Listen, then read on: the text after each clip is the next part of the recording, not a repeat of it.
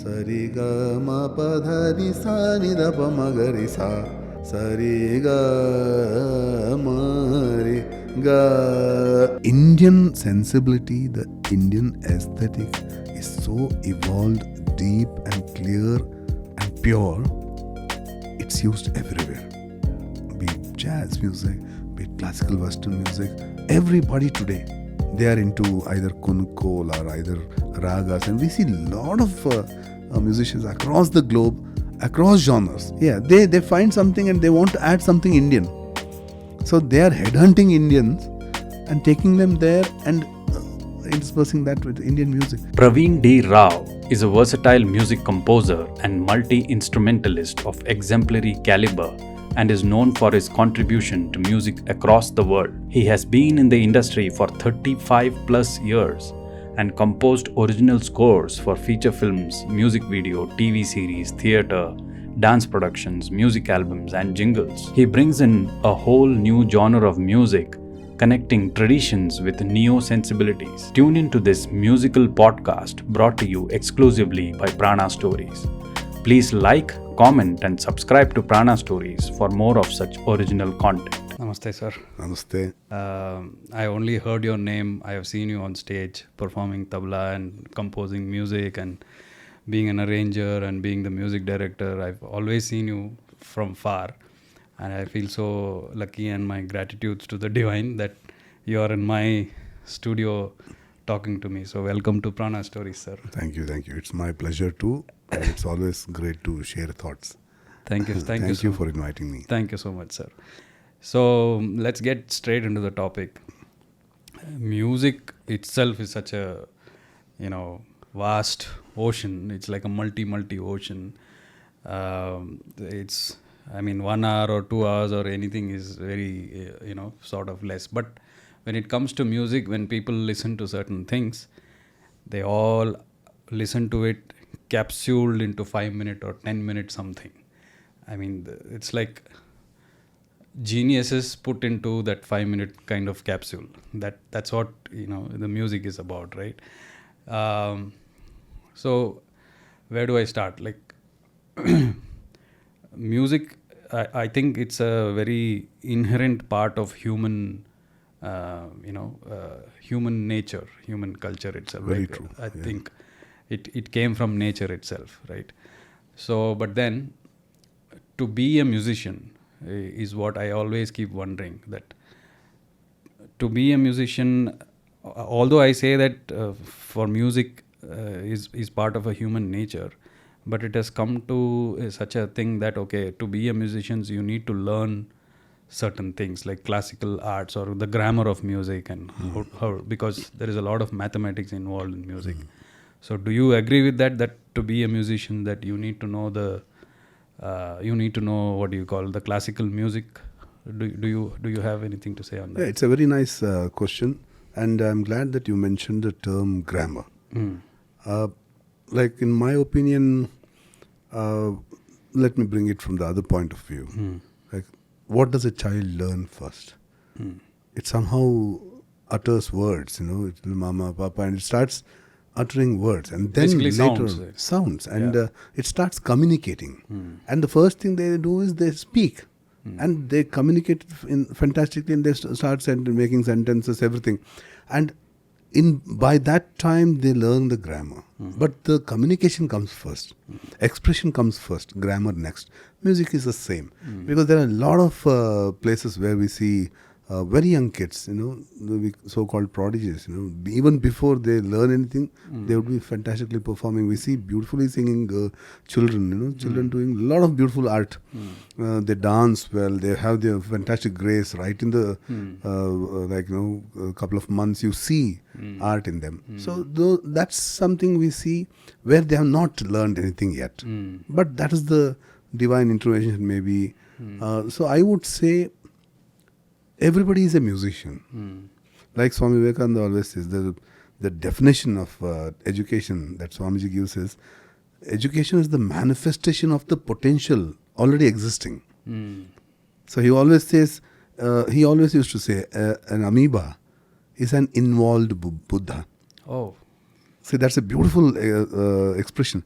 A Buddha is an evolved amoeba. An amoeba is an involved Buddha.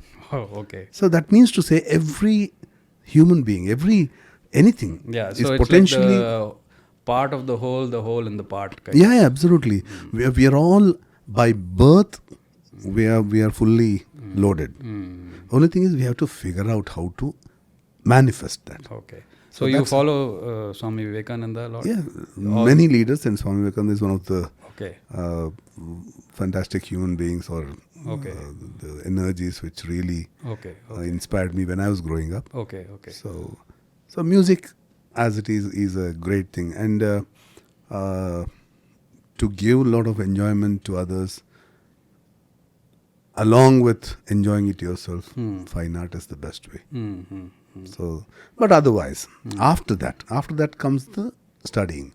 So any subject in the world, any subject, be it art or mechanical engineering or medicine or whatever we take, if we need to find where we are in it. For example, a child or anybody may sing a song. We see a lot of singers who have not learnt. Everybody says, I have not learnt the music, but I can pick it up by ear and I reproduce the song, and they are good singers. Many singers, they sing very well. We really feel nice, they have emotion, but they have not studied it or learnt the grammar. So that's fantastically fine. But in case they want to figure out where they are in the song, then they have to learn a language that's spoken everywhere. Okay. For example, if I need to speak to somebody who knows only French, I need to know a little bit of French. Or if somebody is explaining something to me and he surely wants to communicate, he will have to communicate with a language that I understand. So to understand that, we need to learn something. It's like another language, be it English or Kannada or any other language. Music is a language where you can communicate easily with people who know the language. That's the reason we will need grammar. We will need to know whatever has been researched and whatever has been worked upon. So that's the easiest way. Like however we are taught the language, in school, that's exactly how it works. Okay. So the more we understand the limitations or learn the grammar of music, we can create our own paths, our own storytelling techniques. This is a language. Any language, you can tell stories. Prana Stories. So do you believe in, because I'll come to that question, why?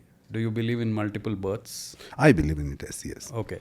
So when you said musical prodigies that we see, like the small children, like I have seen 2-year-olds, 3-year-olds telling the name of ragas, and they get that phrases immediately and all that. So I certainly believe that they were learning music probably in their past lives or somewhere, or they had learned that grammar very well. So true, very true. So do you actually believe in that? Yeah, I believe in that, and we can call that genetics and DNA imprinting or whatever. We believe in reincarnation or rebirth, so we just give it a name. But otherwise, it can be anything in their in the family. 3-4 generations before that, somebody might have been there, and it can be encoded in the gene which just manifested in this scientifically speaking. Okay. So either ways, it's true. Okay. So I'm fine with both explanations. So do you think? I mean, this is always my wonder also, that how does this phrase, how does this melody come to this musician, right? It's like an idea. It's like I've always heard that the idea keeps passing. You just have to catch it. Yeah. Right? Is it like that? It is like, if we think of how Google works, how does Google work? Does it have a intelligence of its own? You search and it will tell you. See, Google is something that everybody puts in something. It's not true that Google gives everything right. So it only compiles things that people put in, upload, and it just shows it to whoever asks. So everything is like that. Okay. So it's up to us to figure out which is right, which is wrong, which is useful, which is not useful, which is relevant, which is not relevant. Okay. So Google can only show. So that's how the whole life works. Okay. So, this is going a little more abstract. So you're saying that you minus the things what you don't want, and then you have what you want. You get what you want. So Yes, is that how absolutely. you will define your sense of music creation? Yeah, let me come to that. Okay. See, through my life as a student of music, we listen to a lot of things with passion. Certain things ring to us immediately. Certain things take their time. Be it classical music, be it folk music, be it popular film music, or any kind of music, or again dance and allied arts as well. So each of them, they imprint certain thoughts in us. So, for example, through my growing up years, I was listening to Pandit Ravi Shankar and Bhimsen Joshi ji and everybody, Pandit Jasraj and Pandit Ajay Chakravarti, everybody, whoever I could get my hands on, the cassettes or CDs. Cassettes were the thing that were there. I would go get a copy or buy a cassette, listen to it till the cassette was gone. So that was our pastime. World was not as small as it was now. So we had more time, more space, and more resources to More engage in our patience. passion. More patience also, because we didn't have any other business. Yeah. So to say. So I used to pick up by nature. Like, it's not like I deliberately picked up certain stuff. My mind, my intellect picked up certain things and retained it. So that the Shravana, Manana, Nididhyasana, that comes here. What is that? So it's like you listen to it, you contain it, and then utilize it, apply it in your work. Shravana, Manana and Nididhyasana. Nididhyasana. Okay. You practice it. You practice it. So I have heard Pandit Ravi Shankar with Film Glass, the symphony orchestra which they did in the Kremlin, and Pandit Ravi Shankar with Andre Praveen, the ballet which he composed, Ghanshyam, and Vijay Raghurav's music, and Hridainath Mangeshkar's music, and Adi Burman's music, Ilayaraja's music, a lot of things. Each of them have left a mark in me, which all put together, my intellect creates its own impression of all that. And makes one new kind of music. I wouldn't call it new, but it's another opinion, other perspective of the same music. Because all we have is 12 notes, 12 natural notes across the globe. Yeah. But there's so much of variety we have. So that's how it works. So I have trained myself to listen to certain things, and then after that comes a thought. An inspiration. It can be a poetry, it can be something I saw, it can be a situation, it can just be a flash of light that happened inside. Then that connects me to all those dots which I have, and it picks its own place, a percentage of this, a percentage of that, or percent of that, and it picks a raga, and then a melody is created. I may say it's new, but the relevance may be new. Yeah. But there's nothing new in fine art or Right. but Like Picasso says, I don't create art, I just steal. yes, that's exactly how it is. Yeah. because So, I- at that time, when that flash of light happens, you should be prepared to sort of put that together. I think at that time, that knowledge of grammar, of everything needs to be there to actually put everything together. Yes, absolutely. Because when I usually work with functional music, Lakshya Sangeetam, so that's what I call it. It's What is functional music. functional music? Functional music is which we use to communicate some other thing or an allied art. For example, Okay. if it's dance. So dance, to compose music for dance is functional music. Okay. It is traditional, but sometimes Pallavi is repeated 85 times. For musically, we don't need to sing it 85 times. Yeah. But we are doing it for a function. So that becomes functional music. Then we compose There for is a task to be a achieved. task, for a movie. For example, the director would have thought there's a extremely melodious lullaby. The mother is putting a baby to sleep. But suddenly in between, in the BGM, there's a killer who is searching for the baby. So the music is totally different. The song, the background music doesn't even go with the song because he is actually showing the killer. So for that, we'll have to cater to the killer. So in classical music, we won't do that. Yeah. In between, suddenly 2 lines down, I don't remember some other god or I don't remember some other situation and change the raga. Right. So functional music, that is the reason. That is function. That's the function. Hmm. We need to cater. If there is a chase happening, we have to cater to the chase. I have to create an impression of the chase using my classical knowledge and my language.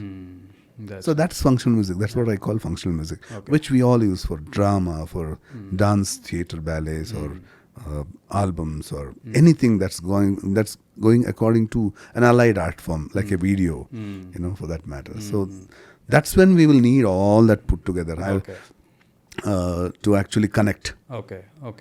And even after that, sometimes of late, because I've been working for the past 35 years now in this industry, and I find certain compositions that come out are so extraordinarily beautiful.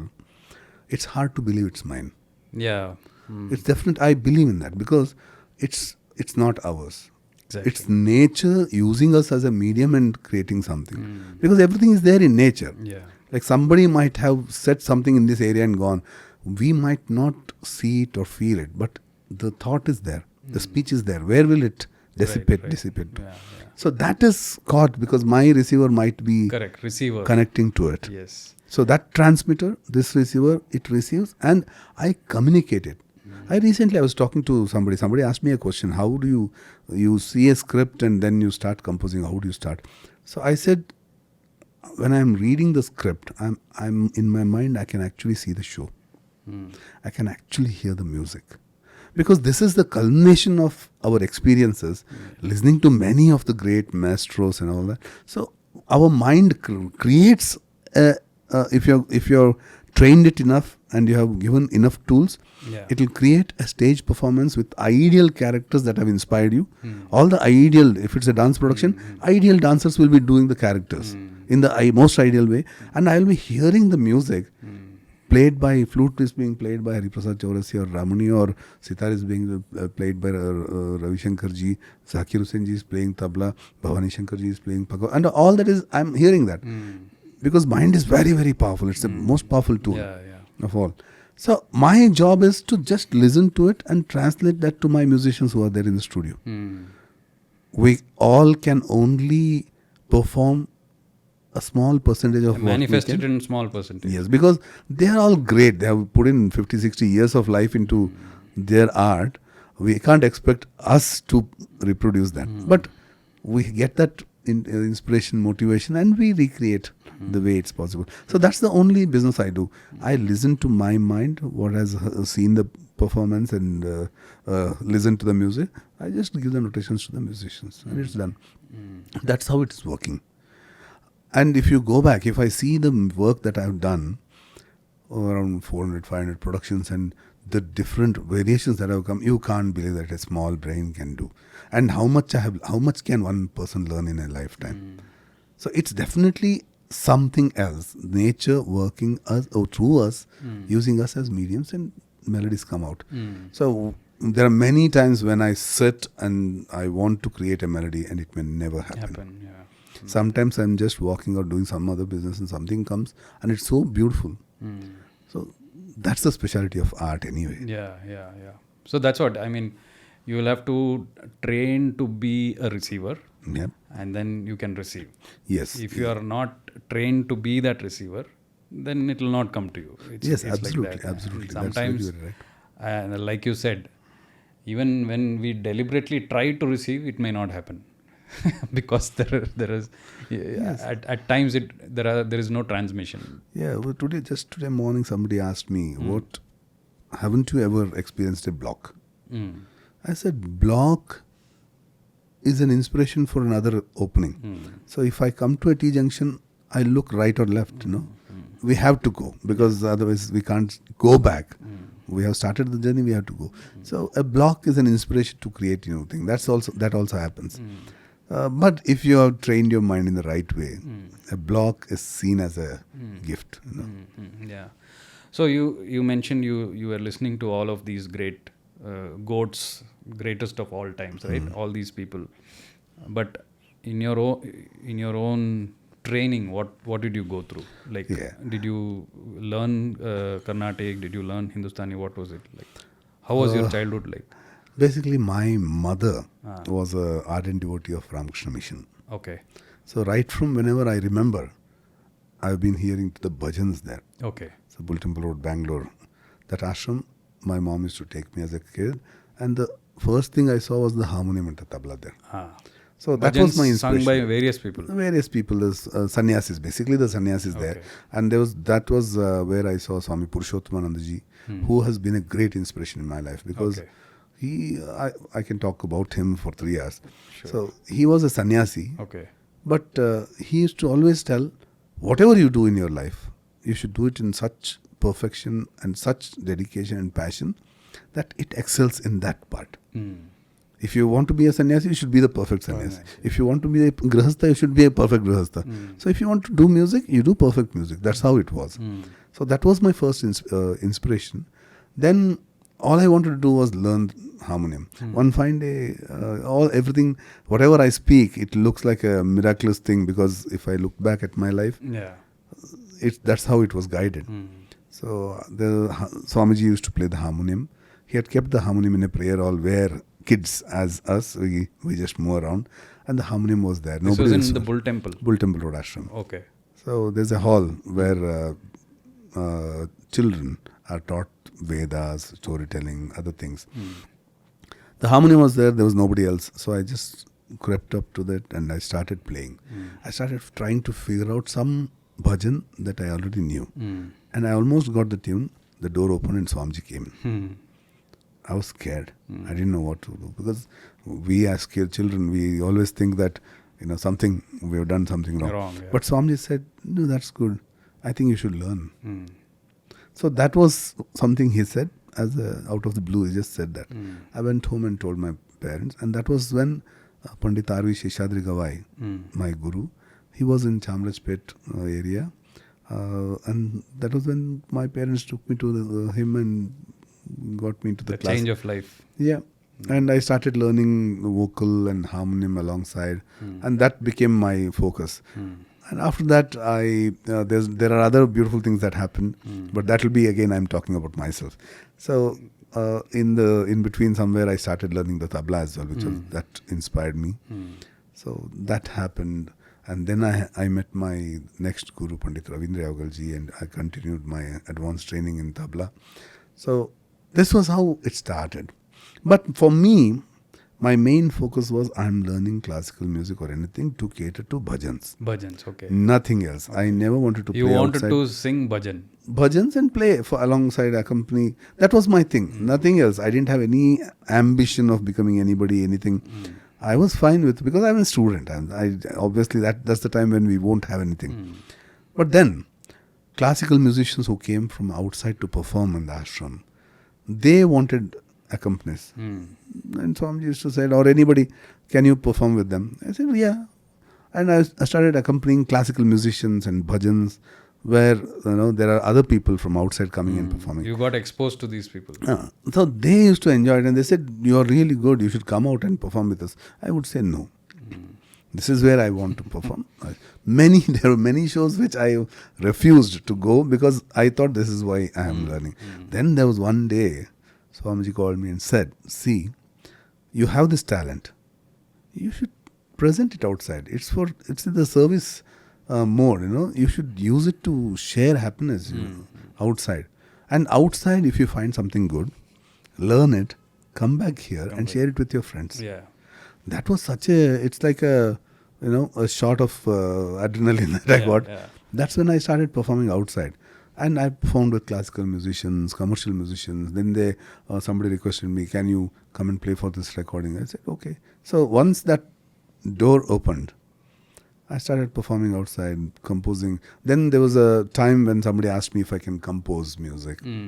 So it suddenly came in school. Okay. There was a Founders Day. Okay. And one of our teachers, Kannada teachers, had written a song on our founder. So he asked us if anybody can sing it. So that's when I saw and I could catch the rhythm. And then I was in 8th standard, 7th or 8th. And I think I knew a song in that meter. I kind of, You knew it. I knew some song, some tune. Yeah. So it was a borrowed tune. I wouldn't know where it came from, but I composed the song. I could easily just carry on singing. I taught it to a friend of mine. We performed it on that day. That is the prodigy in you. Yeah, we don't know. No, sir, it is. Yeah, it is. Yeah, because we don't know how it comes and all that, because it's a very mystic thing. That's the mysticity in our... That is why musicians are called geniuses. Absolutely. Okay, we can call whatever. That I knew that there is something that we can create. And then there was a skit in the high school section where they wanted some music.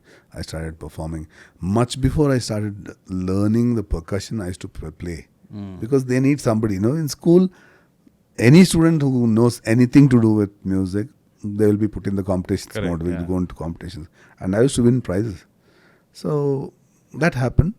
And slowly I took up serious music. You never had an idea of taking any other career at all? Did you? I was into acting as well. I wanted to. I'm saying like apart from art, like a corporate career or something like that. No, much earlier in my life, I knew that I'm strong in this. So I wouldn't want to waste this time. Yeah.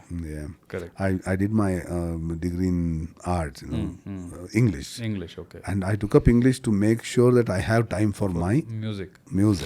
But then English is such a beautiful language, especially phonetics. It took my time away from music. So then I found it very difficult to handle it. Then finally after that, I took up music full time and I'm into it. Super.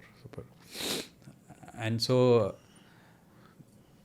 that has seen you like 35 to 40 years of into the industry itself. Yes. With so much of film compositions, dance productions and theater productions, and because you yourself were into acting, right? Yeah, I'm passionate about acting. So whenever I feel I need time to rejuvenate myself from music, because music is there 24/7. So I go there and certain things, when I act in daily soaps or anywhere else, there is a director who is directing. So when somebody else is directing, the responsibility is totally off you. Yeah. Because otherwise it's my responsibility. I have to give the notation. Correct. I have to think. So there sans the thinking. Yeah. It's just delivering what's asked. Yeah. So that's relaxation and rejuvenation for me. Correct. So that's the only thing. So you mentioned that you were listening to a lot of, again, the greats, and you got trained into the harmonium and the tabla and all that, right? So this is actually classical training, right? Where you learned the grammar. Yes. And you were also listening to many of these greats. Now my question, when it comes to the current generation or the future generation, how it is happening, this is what my understanding is, that they are listening to very, what do you call, shelf life music, which is like very fast, kind of earworm kind of a music. They listen to that and they find joy, and then they move on to next, and then they find joy, and then they move on to next. Be it trance, be it EDM, be it whatever. EDM, I don't think you are on a repeat mode, right? Once you listen to something, you want to listen to another EDM. Yes. Watch what is better and stuff like that. So in that sense, do you think the musicality or the music sensibility is sort of waning away, is like getting diluted or something? No, in the evolution, there are certain things that happen. There are certain new things that come that remove an old thing. But then again, someday the old thing comes back. It's a cycle. We talk about pralaya and all that, which is huge spans of times. But that happens. So I personally wouldn't go to a place where I would say music is anything classical art is weaning away. No. It's always alive. And there are a lot of, because the world is not as big as it was earlier. Now we are exposed to internet and everything. Everybody can be accessed. Anything is, you just stretch your hands and you can access America, New Zealand, wherever you want to go. Even today in our recordings, we get our recordings done. Like if I find I need a saxophonist from Europe, I ask him and he records it. Within a day I have it. I don't even have to go outside the country. So world is so small. So that's the reason everything is being seen by everybody. And it's by nature, human nature, to like something that you don't understand. So usually, and we always say, even in Kannada, there's this, it'll get a maddala, like, a herb that's there in my backyard is not a medicine for me. So that's exactly how it works. If the proximity is so close to us, like we have got, our culture is so fantastic, great, intricate, and so evolved, and it's at the zenith of its development. But for us, it's always something else, maybe the West or wherever, East, something which attracts us more because this is part of us. Like a lamp won't see its own shadow. So we don't see it. But we go out, then there's always a U-turn, we'll come back to refer. That I have seen enough times. Because there are many people who go out, who want to learn. And it's a great thing because there's so many beautiful things. Yeah. So whatever you mentioned are all individually beautiful. Be it jazz or be it African music or Chinese music or orchestral music, symphonic music, whatever music we talk about, hip hop or whatever, if it's classical art or non-classical art, contemporary art, there is beauty in everything. There is something that's beautiful, something to take away. So if we are classically trained musicians or artists, we always look at anything else from the classical artist's eye. So we always have this conversation because jazz music is a different kind of genre, and how they think, how the composition works is itself a totally different science. But whenever we listen to it as a classical musician does. We always put one tonic and listen, where they don't have a tonic system. They don't stick to tonic, not always. But ours is a tonic-based music culture. So we listen to it from a tonic ear, and we see a whole different spectrum. They won't understand how we have understood. Right. So that always is a nice thing to converse with. So whenever I meet musicians or artists from another genre, we have wonderful conversations because we have to figure out common point, like, a language, like that was the first thing we spoke about. Yeah. So I will be trying to figure out vocabularies where I can communicate, and I'll be giving examples like storytelling. So this is what it is, that's what it is, this is how our scale system works. And they will be coming up with, we have scales but we won't use it, we use it as triads, and they have a lot of things to say. And then I figure out my point, and I take each of the sentences and put it in my own mind, in my own language. I know which folder to put that. So I try to contain as much as possible and apply it in my music. And slowly there's a lot of development in my own music because of the new activity, gained knowledge. And they also enjoy it. As a matter of fact, there's a center in Bangalore, in Whitefield. I don't know if I can name them, but there's a nice center. Yeah. So Windmills is a place, a fantastic place. It's a kind of a restaurant, but a music place. Actually, there are performances. What they do is they invite artists from across the globe. Artists from America, they come to Windmills to perform, and they go back. They don't even go anywhere else. Exclusively for them. Wow. So when they come and go back, what they do is they want to meet musicians from India. Here. So then there is a meeting that's arranged. So where a few of us meet a few of them. Nice. They speak about their art, we speak about our art, we jam for a few hours and take back a lot of good things. So in that, there are a lot of beautiful things that have been created, and a lot of conversations that have happened, and a lot of productions that have happened because of that. So that is what thing is. Today, superficial level, if we see, there's a lot of distraction. There's a lot of like our kids, like teenagers, they may get lost, all that, whatever we can speak. But that's all superficial. And finally, if you go into that, whatever superficial we are speaking, and try to understand that, They have to go deeper. Yeah. And there, deep there, again it's Indian music. Yeah, exactly.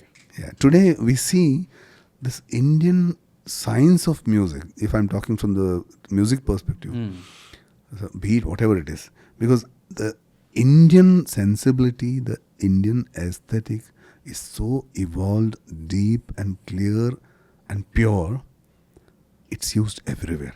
Yeah.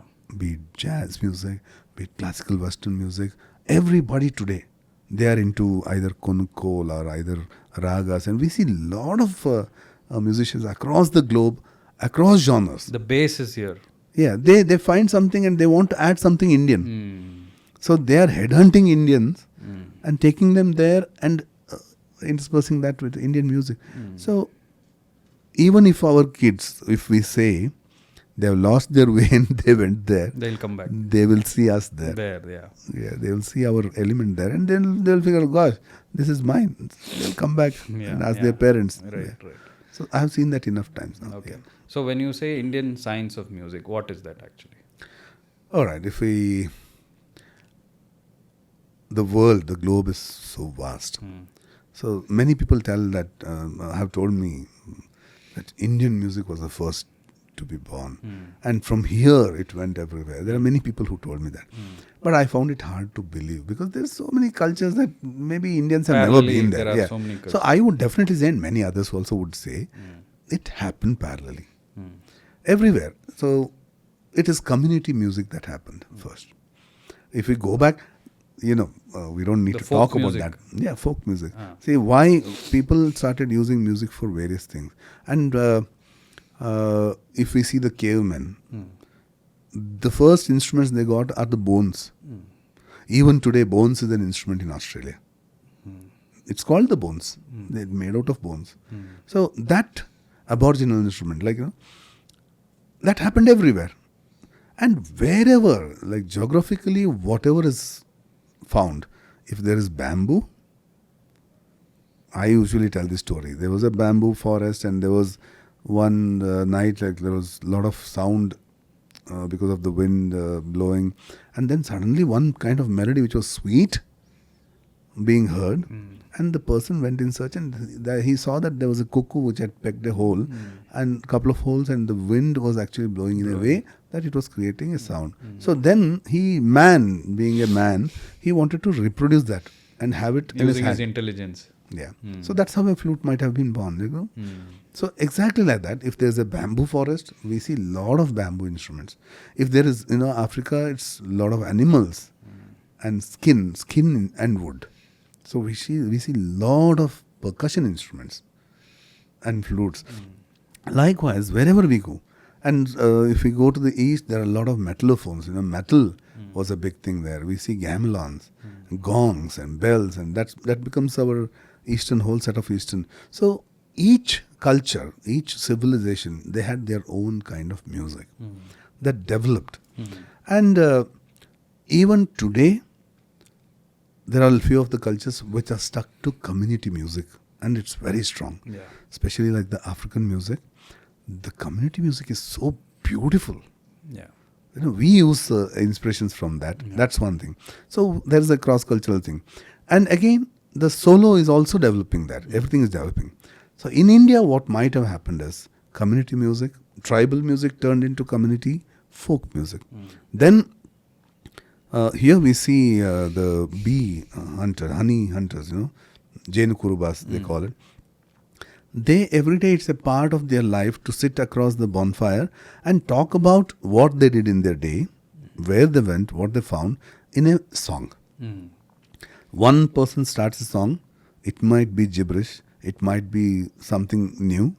Everybody else joins in and everybody adds a stanza to it, explaining what they did in their day to day. Which is called Janapada. Janapada. That becomes Janapada, and that's how a lot of things came. Then finally, I think, through the time, then there was one person who felt he had something to express.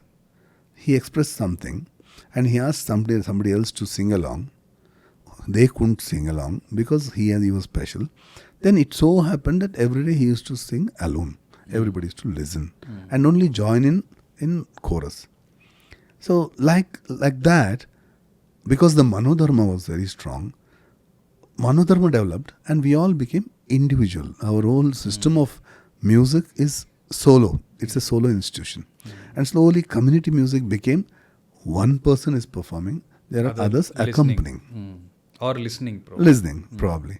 So, and it was so beautiful. There is so much in it. They went deeper. They found different many ways. All the ways they just, I would say the documenting happened only in the past, apart from the Bharat, in the Natya Shastra and all that. The actual documenting happened in the 500, 600 years from now. Before that, it was only verbal. People used to sing, they learn, and there are a lot of knowledge being transferred. The transaction is happening, but there's no document. Many things were lost. Like we have lost a lot of texts and a lot of thoughts. But because it's just sheer number, like lakhs of artists coming through, somehow something has, collectively, there's a lot of knowledge, and we collectively learn from each other. And classical music is so high.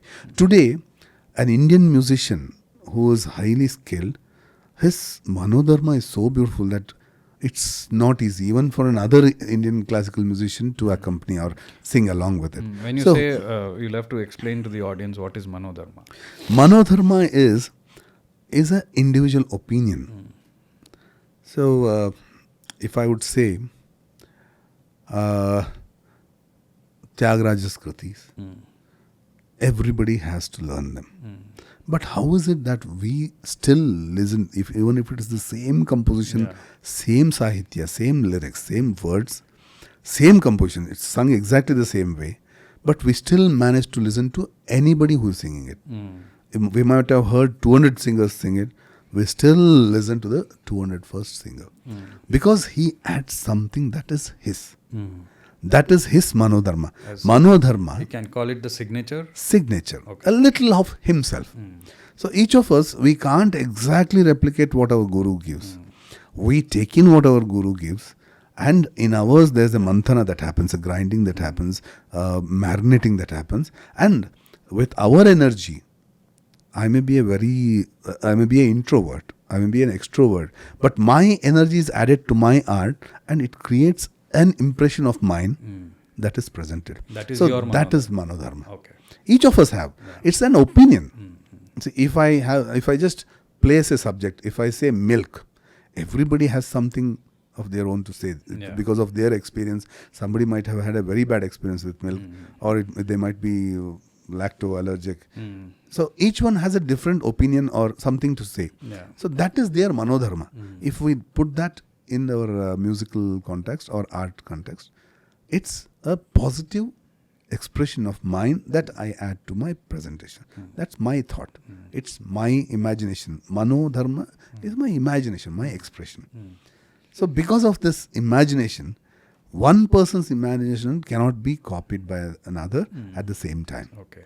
He can teach and somebody else can reproduce or sing it, repeat it. So that's the reason it became a solo institution. Indian art is invariably a solo institution now. Okay. We find, and we are trying to organize ourselves in such a way that we create communities of solo artists and create a symphony. But whereas classical symphony, Western symphony, it's still like there are 40 people, 60 people they have to sing. And there is one composer who composes for the entire symphony because it's his Manodharma that so many people are playing. And even in the training, in Western classical music, to become a soloist, you have to finish all your training and then you start. But in Indian music, they start by making sure you are a soloist. Be it whatever instrument. Yes. You are taught Manodharma right from the first day in class. So it's two different sciences, two ranges, corners of the spectrum. Okay. So then you started off saying that Indian science of music is so brilliant and so strong in its own way that now do you agree that this is the best among the entire? Well, we don't need to have a competition, or we don't need to really categorize which is good, which is best, because everything is beautiful. it's like there was a beautiful artwork I had seen long time back. There's a snake, there's a monkey, there's an elephant, there's a crocodile, and they are in the same school. And there's another teacher who's trying to tell, okay, now I will teach you how to climb a tree. It really doesn't matter because they don't need to. Like everybody doesn't need to climb it. Yeah. So like that, we don't. I wouldn't judge, or I wouldn't even go into that. Yeah, you cannot say who's a great artist. Yeah, you Because cannot say which art form is good or Indian music. Indian music is at its zenith. That because I'm sitting inside that art form and speaking, because whatever is close to me is beautiful. Yeah. And I have a lifetime, and I always think that I need many lifetimes to understand and experience Indian music. And then only I need.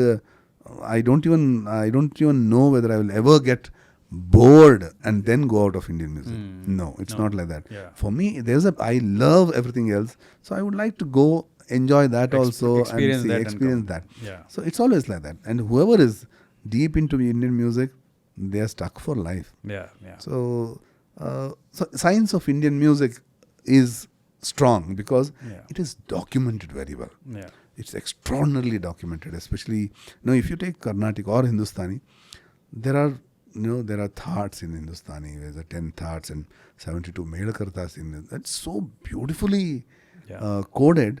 It's absolutely mind-boggling. Yeah. And the Sula, the Talas. So it's all that you don't even need anything else. To know you are in the path, you just apply that to whatever your imagination is. And if your imagination can be placed on that order, then it will become classical. Yeah. Your imagination becomes part of a tradition. Right. So this is what people love. If in the Western music, if they want to teach the drums, they start with rudiments as well. They have basics, then develop all that, and then it goes into patterns. In Indian music, what they do, once the basic is done, then they teach formulas. So where you can create new formulas. So it's there in every art form, be it Indian or any other art form. So there is so much documented. Yeah. That's what makes Indian science of art a really, really great thing. And you can understand any musical language, anything that's happening. If we are listening to Brazilian music, the percussions are so intricate, and there's a shuffle. They push the beat in certain way that it's very hard to imagine. You can't notate certain things. But even those micro places can be notated by an Indian musician because the foundation is very strong. Yeah. So we are taught to listen, to experience, and even notate the most intricate things. Yeah. So it's such a strong language. Yeah. So So that's why I would say. I had spoken to Guru Shobha Shashikumar when she was talking about the Natya Shastra. She said that Natya Shastra is documented so well that because music is also covered in that any music in the world is categorized into 4 things. That's it. These 4 things will cover everything. Any wind instrument, any string instrument, any percussion instrument, anything will all can be categorized into these 4. Absolutely. So they have broken down into such a level, and I also find it amazing because I have learnt a little bit of music. This 7 notes, which is 7 swaras, in combinations of these 72 melakartas, which is like each of those combinations, and from that 72 you can create thousands, millions. Actually, you can create millions of these things. So the base is again from that swara, from that so I find it so fascinating. From this you can do whatever you want. That's the. It's like how I because I'm a designer. It's like colors, right? Red, green, and blue, and then you mix these, you get complementary colors, you get secondary colors, and then finally you get millions of colors. It's like 60 million colors. So it's like that. So for me, that is the one thing which I learned out of the music and color, combination. Because for me, if I listen to music, I also see colors in some parts. It's actually amazing because the basic itself is so vast that it is hard for one in one's lifetime to cover everything, Yeah. to understand. Yeah. So what will happen if we start combining? Just to understand one is so difficult, each one. Yeah. So if I start combining two things together, Yeah. that will take another lifetime. So Yeah. there's so much to give. Yeah. The more we dig, Yeah. the Correct. more we get. Correct. And I also find very, very unique things in Indian kind of, be it music or percussion or whatever. For example, I keep going to Kerala temples and I listen to the chenda, the chende which they play in the temple, Chandamela. right? Chandamela. It is very different without mic. You listen to them live without any mic or anything. But when it is mic'd, it loses its. I somehow feel that sound engineers have not cracked that how to mic it properly. Yeah, it's a condition. Okay, let me say, if you come to Chanda, say as a technician, if I speak, see there are certain conditions we are used to. So Chandas, if you are, there's a study that's happening today. Okay. They're studying our temple architecture, Okay. how sound reflects. Ah. So that reflection is what creates an aura around a Yeah. chanda, because it's usually played within a campus. Correct. Yeah. So if you listen to the same chanda out in the field, it's a different thing. Or in the studio, it is bad. Yeah, because its studio is dead. Because Yeah. studio, we always make sure that there's nothing else that's Correct. actually adding to the noise, sound, sound of the tone of the nada of the instrument. Correct. And we artificially synthetically add the reverberation and ambience. There's something we add ambience to make sure it sounds Like the way that we are conditioned. Correct. Yeah. For example, now Nadaswara and Tawil, they sound so full because it's always you played in a chowdhury. Correct. It's a huge space, and whenever they are playing, there are not many people around. Yeah. So the total effect, the reverb is there. So the instrument is embedded in our mind along with the effect. Correct. Yeah. So to make it sound natural, we have to add a lot of reverb to it. So that's exactly a condition. That's a technical condition. Okay. So That's okay. Maybe that's the thing, because I thought this is very unique that I cannot. Probably this is the technical explanation to it, that the reverb of the temple Yes, and the place and architecture, all that, it all matters a lot. But whenever I have seen many chenda people, perform on stage also. Like in many big festivals, they perform on stage. They mic every chanda, and they play it, but no, it doesn't come out. It is completely different when it. The sound engineer needs to really understand the history behind the instruments. Exactly. That's what my point was. Yeah. Now one of my students is actually studying this sound structure in temples. So that's a fantastic. I really love the thought, because everybody is doing doctorates and thesis in different things, and this is such a beautiful subject here. Yeah. There's each temple is in a different way. Correct. And some certain temples are made to make sure that everybody hears every note that is sung or performed. So I'll tell you my personal experience. I wanted to record something, a sloka. I brought in these chanda players from a temple. I took them to a studio, and I had already recorded a track, and then asked them to play accordingly. First of all, they got so psyched because they were in a studio. They were not getting the that ambience which they wanted, and they were playing like they were playing full. The system was going like fully high. And he was saying, don't roll it so much, calm it down and all that. They were not getting the whole thing altogether. So I was saying, this is very unique. This problem cannot be solved. it can be. And talking as a technician, it's like we need to understand each other's language. Right. Yeah, that was not happening. Yeah, that's not happening because there's a change of language. So now we have got fantastic engineers who can do all that. I mean, the engineer has to think that in that way and probably direct him that you should do this. Because an instrument comes with the energy. Yes. You can't ask a chanda artist to play soft. Exactly. Because for certain maneuvers, Yeah. they need that energy and that volume. Yes. Yeah. So we have to make sure, because that they can't change the science. If it's a technician who wants to record, Correct. you can't change the artist or the art form Correct. Yeah. to suit your technology. Correct. No, Yeah. it's always the art form comes first. Right. Right. You have to figure out a way to Correct. record it. That's yeah, it. Yeah. Yeah. There's nothing doing in that. There's Yeah. no second thoughts. Yeah. But that, see, technology is another beautiful, if we brought that up. So today, our Indian classical music, earlier it was only for even the volume in the performance was much different. If you go back 150 years ago, the performers who were singing in a high pitch, Bhimsen used to sing in F sharp. That's high for a male voice, because that's the kind of training they did, because they have to be heard. Heard. Yeah. Because And there was- 5,000 people sitting in front of you. And there's not much of amplification. Correct. But then along with technology amplification, everything sobered down. Everything becomes subtle. They could do subtle things, and everything has become softer.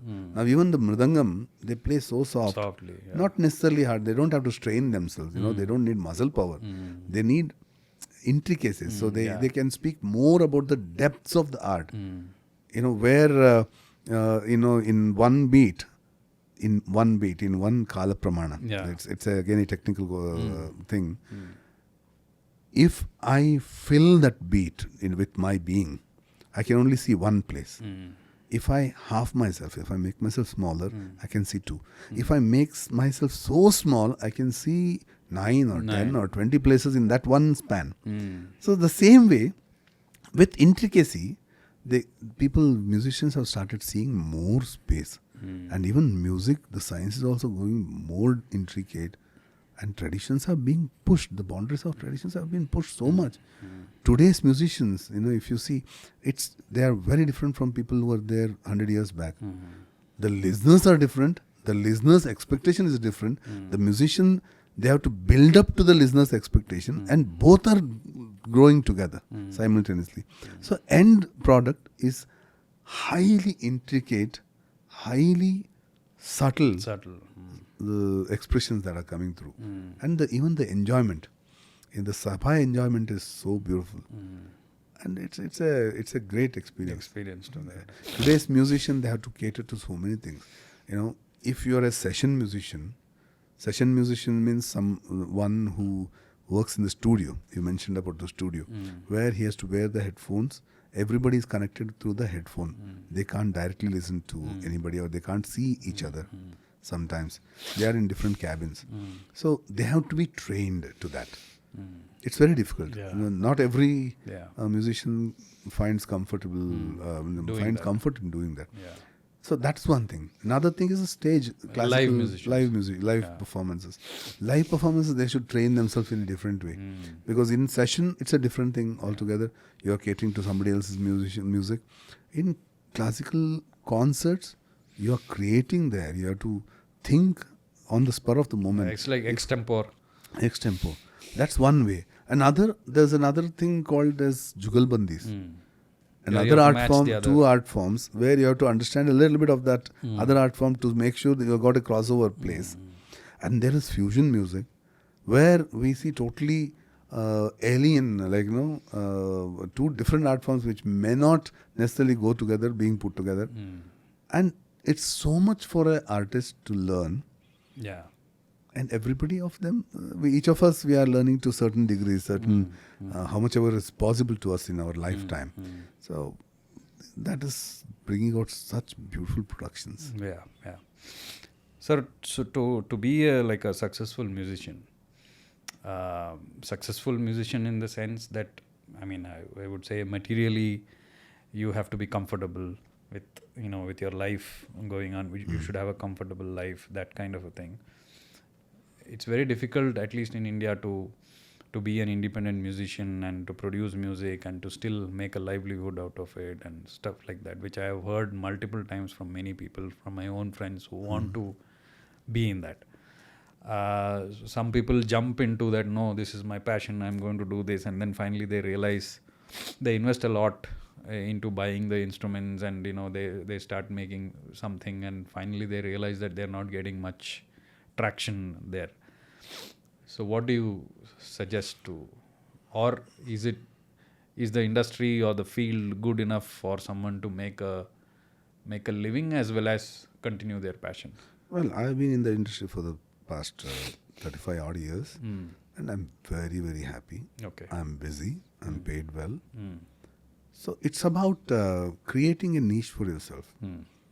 It's not like many people think that once they get hold of some samples, some technological things where they can just go and use those small things little, and create music. So we should really know what is creating music. What really am I doing? That is why the grammar helps. That's where the grammar helps. So what is it that you have that you can create without anybody's help? If I am in a position to just sit in a room without anything and entertain myself for a couple of hours, Then I can entertain. then I can say that I have something on me. If I need something, like for example, a large part of my time I used to need the harmonium or some instrument to support me while thinking. Then I challenged myself, can I do it without? And it worked. We don't test ourselves sometimes. So if I can manage to entertain myself for 2-3 hours alone, then I can surely entertain 1,000 people. So if that is the case, I have a lot to offer.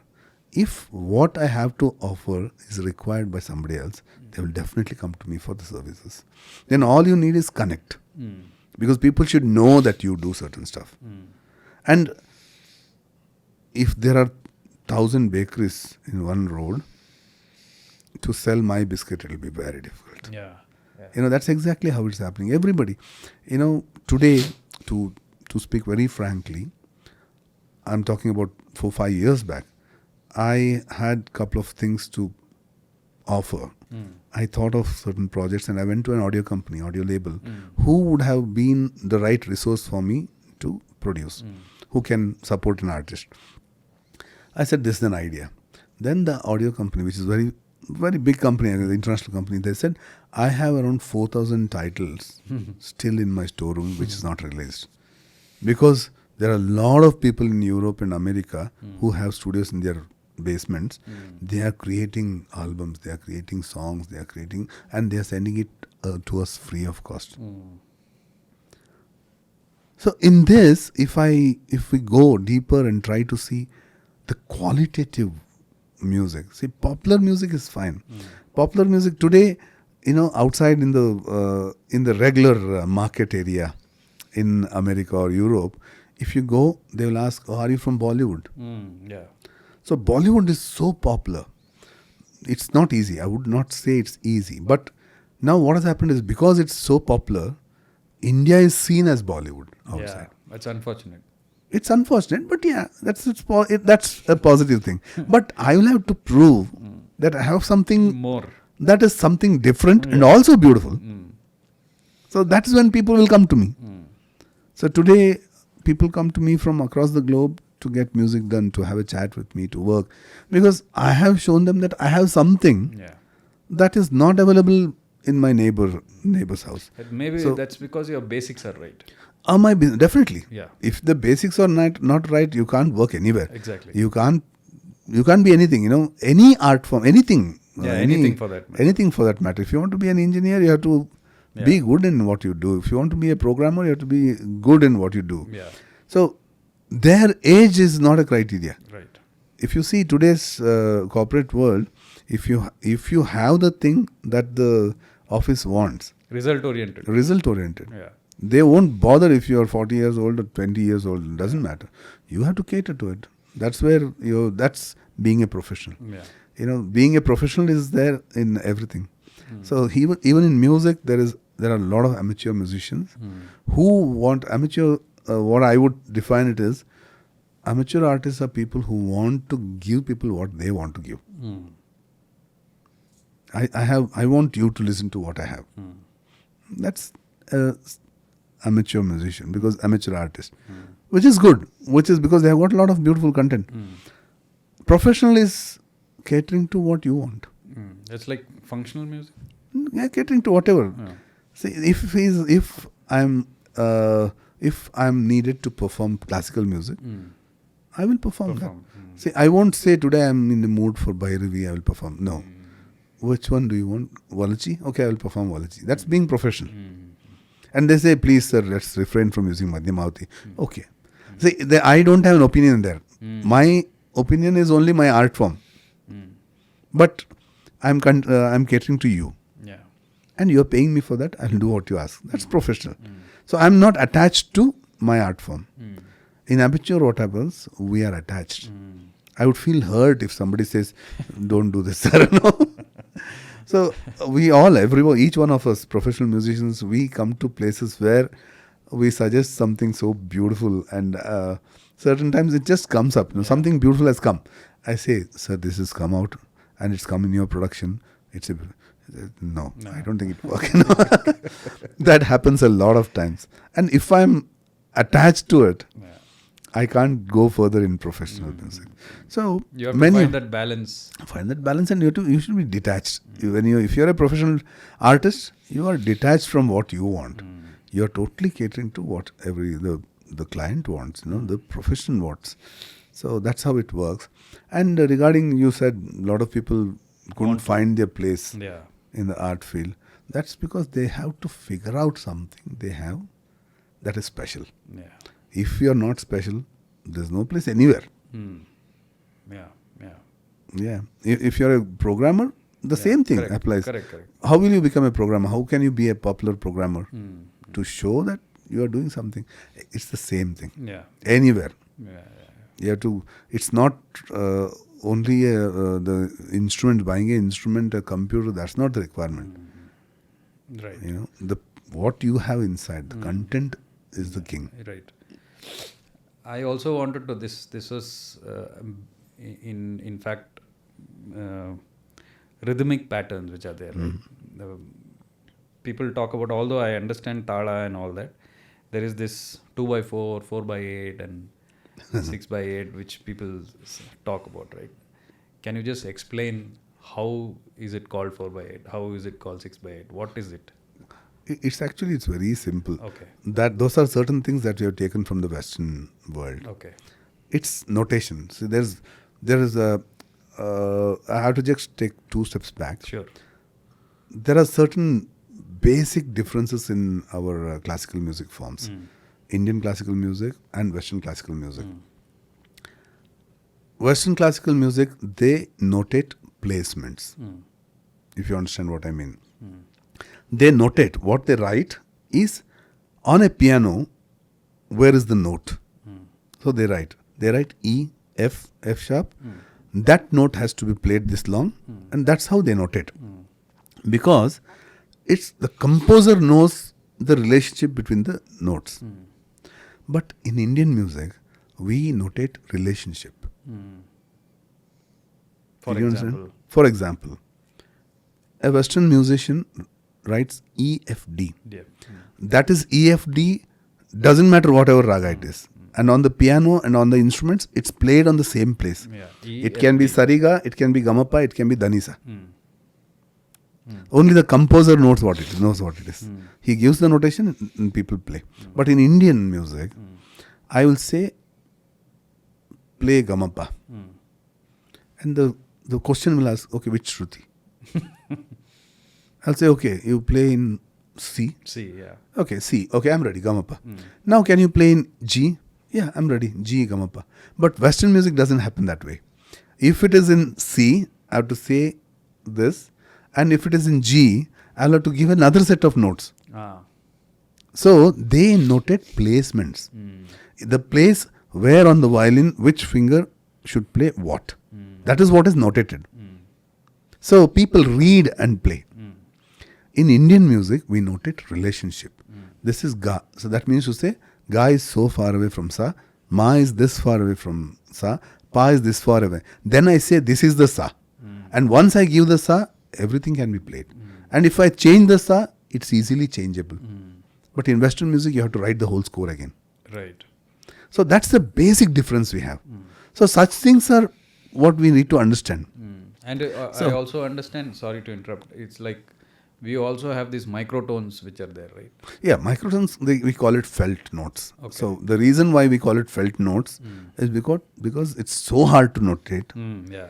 We just keep it as felt notes. Feel the guru, sit with the guru for some time, and take some good bashing from the guru and make sure that it's in between two natural notes. Yeah. Make sure it's right, but it won't be notated. Right. And for us, we just say it's Malcolm's, or if we say Darbari, the Gandhara is in oscillation. So that's we are taught because Darbari goes with that. Can we get an example? Okay. So if I say natural notes, Darbari.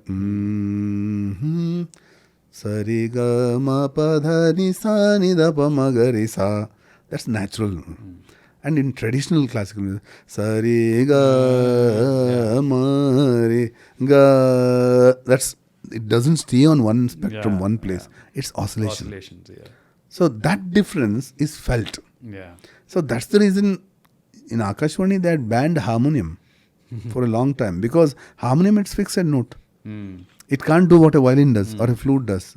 They can't oscillate the note. Right. So they banned the instrument because that's the only instrument that was accompanying Hindustani music. There were no harmonium players in Akashvani. So that is how it is. That oscillations, I think the Western musicians don't get it very easily. See, a community music. It's a symphonic music. So in symphony, there are 30 violins playing. First violin, second violin, violas and cellos. It's a big group. So that they don't give much of intricate movements. So the whole, we have to see at the picture, it's like a scenic beauty. Yeah. It's not like one microscopic beauty, it's scenic beauty. Always symphonic arrangement is grand, You see the vast horizon, that's like that. But Indian music is like, go close, look into the flower. Micro. You see so there's a difference there. Yeah. So Again, that's how. the difference between solo and a big group. Yeah, it's always that. And then you asked about time signatures. We have 2/4, which is Chaturashra, 6/8, which is Tishra, 7/8, which is Mishra, 9/8, which is Sankirna. All that is there because we have found a way to communicate the language. It means that, say for example, there's one span of time. We call it one. If I call this one, Yeah. so even in Western music they call it, minim and breve and semi-breve, breve. If I call it anything relatively, if there is one length, It's a unit. It's a unit. So that's one. So we call that one. Then from there I go to half. So is half. Then a quarter. Then 1/8. 1/16. 1/32. So that is there. I have this. In notating, I will say, I'll just put a bar so that I know this is a phrase. I'll put a bar here, end bar, then again a third bar. So I just say, so I call this a bar. That helps in film music, in functional music. We have just taken it from the West and we use it in our light music and film music. In that, if I need to say, I'll be writing 2 quarter notes in a bar. If I say I'm writing 2 quarter notes in a bar for somebody who will read it later. So there I say 2 into 1/4. It becomes 2/4. So if I write the time signature as 2/4, that means to say I'm writing 2 units of quarter notes in a bar. Okay. Then I say 7/8. Means I'm writing 7 units of 1/8 note in a bar. Okay. Whichever, 6/8. So 6/8 will become that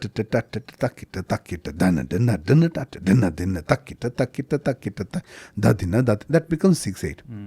So 3/4, I will say 3 units of 1/4. Da dinna da dinna da dinna da din. So 7/4, tin tinna dinna dinna tin tinna dinna dinna. 7/8, takita tak dinna takita tak tan takita. So it's a simple terminology that we have borrowed from the West. And using it because it's easy to write. For us, we have got huge numbers and huge names for each of the Sankirna Jati. There I just say 9/8. Takadina, takita. It's 9/8. 12/8. Ektal. Din dhagitrikatona kat din dhagitrikadina. 12/4 if I read. Din dhagitrikatona kach. So it's a simple terminology. Yeah. Okay. So I hope that Yeah, answered I your understood. question. No, I understand that there we have, at least because I have learned a little bit of Bharatnatyam. We have 5 speeds. Yeah. Which is Tishra, Chaturashra, Mishra, Sankirna, Khanda, and all that. That's basically it's the same thing. Yes. But I just wanted to clarify what is this notation? Is that time signatures that people talk That about? we just use it because it's easy for us to use. There are a lot of things that we have borrowed. Like for example, phrasing. Phrasing is a beautiful thing.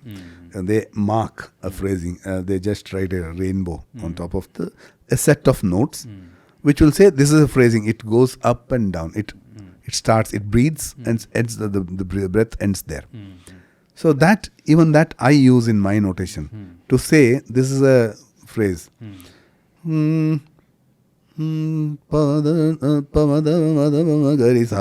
That's one phrase. So I'll write that one and then have a rainbow on that.